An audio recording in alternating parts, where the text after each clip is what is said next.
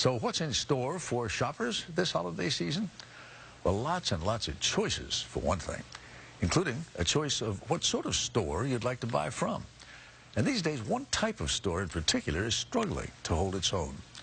Our Sunday morning cover story is reported now by Anna Werner. It's the season for buying.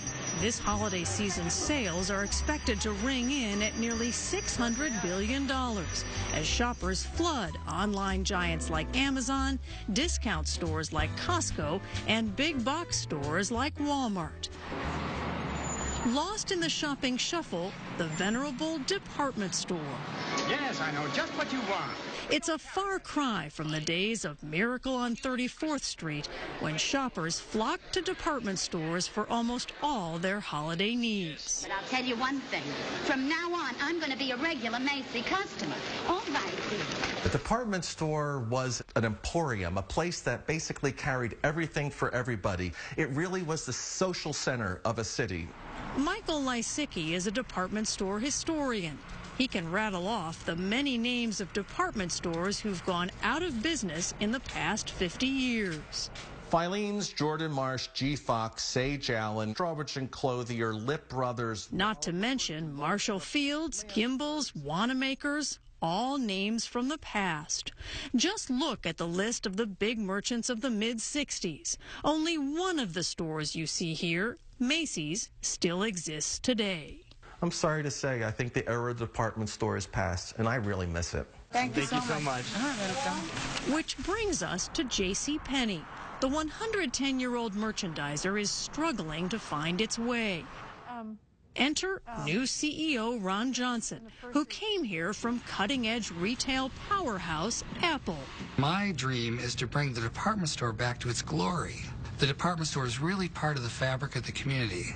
His assignment? To make J.C. Penney, a store founded in Wyoming by James Cash Penney back in 1902, a shopping destination all over again. Today we all shop everywhere. We go to Target for some things, we go to The Gap for some things, we go online to Amazon. We all shop around. There's very little loyalty today in American retailing. To earn loyalty, you've got to do more than help them buy. You got to become a part of their life.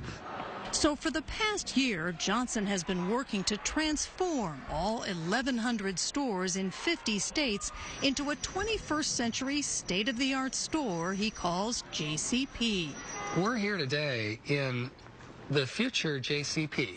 You know, we're going to transition JCPenney from a promotional department store we call a specialty department store, which is an entirely new way to shop. His plan, as he showed us at this prototype store in Dallas, is to entice customers with shops within his JCP stores, creating a mini mall in each store. Well, we don't call it an aisle. We actually call it a street. A street. It's a place to be, and it becomes the new navigation path for shopping. Because in the age of the internet, you've got to do more than be a place to buy. You've got to be a place people love to be.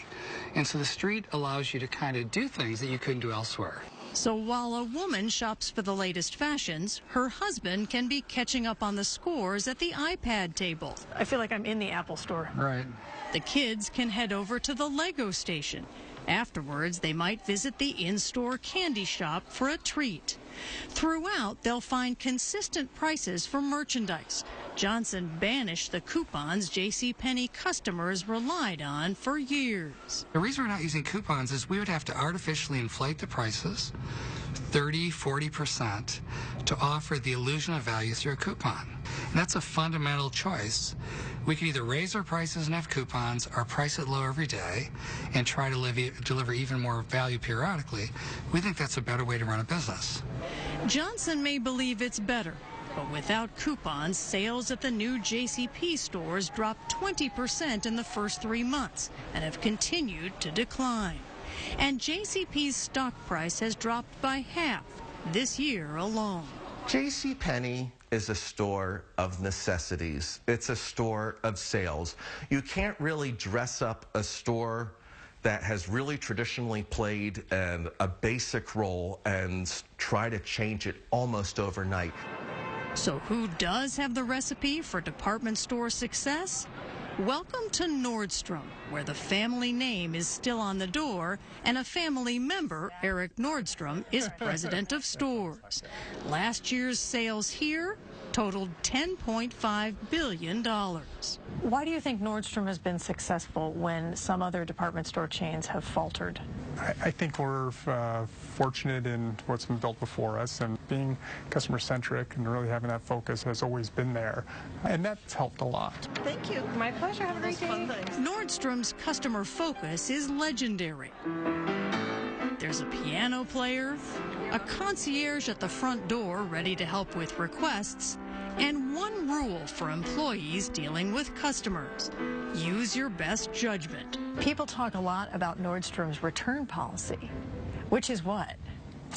We don't have a return policy. Yeah. Why is that? I don't know how to create a return policy that would take care of every possible situation. So we default to not having a policy and really just take the approach of doing the right thing. The chain also uses technology to satisfy customers' desires. Yeah, the shoe department is a good example of use of technology here. And those devices have real-time access to our complete inventory. So 117 stores, our online warehouse in Iowa. You can have it all right there in their hands. They have it right there. So for in my day when I sold shoes, great service was if you didn't have the size, you'd pick up the phone and call other stores. But that doesn't pass these days. Customers want to know now. Can't you find out now? Now, what began as a Seattle shoe store in 1901 with first-day receipts totaling $12.50 has become a specialty department store chain with stores in 31 states across the country. So what does Eric Nordstrom think of the task in front of JCP's Ron Johnson? One of his challenges really change of taking a store and really changing in many fundamental ways. It's that's hard. That's something we haven't had to do. Johnson remains unfazed. He believes his strategies will make his department stores as popular as that other famous retailer, and he has something else he'll need too: confidence. Do you ever stop smiling? Yeah, I guess. No, it's just, but it's innovation's really hard. At the same time, it's very energizing. And it's so important that we invent the future and we move forward. So what if you fail? It's not an option. Not an option. Nope. Not going to happen. Not going to happen.